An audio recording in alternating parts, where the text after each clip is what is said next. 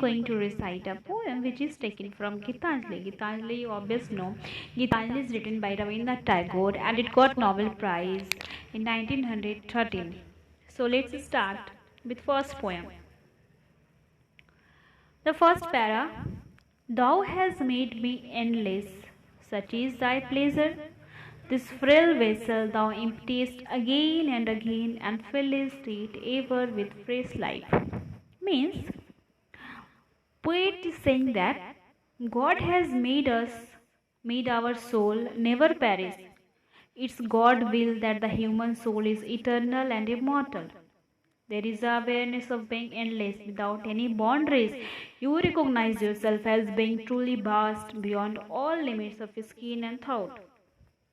Sometimes you feel that your life is very empty, your life has nothing to do. But it is empty, that is right, but only to be filled with an entirely new sense of life and identity.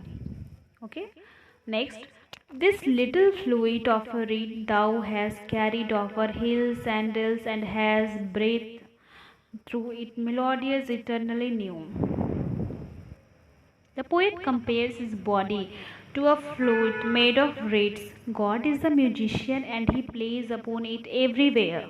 He always plays new and fresh melodies. Whenever God touches his soul with his immortal hand, he sings with immense joy. Next para. At the immortal touch of thy hands, my little heart loses its limit in joy and gives birth to utterance ineffable. Okay? Next, thy infinite gifts come to me only on these various small hands of mine. Ages pass, and still thou purest, and still there is room to fill. Again, the poet is saying that the human soul is compared to a little child whose hands are too small to hold.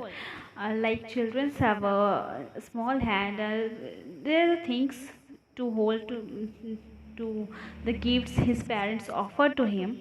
God's gifts, such such, God's gifts are endless, but man is not great and wise enough to make use of God's gifts, which accounts for his poverty and distance.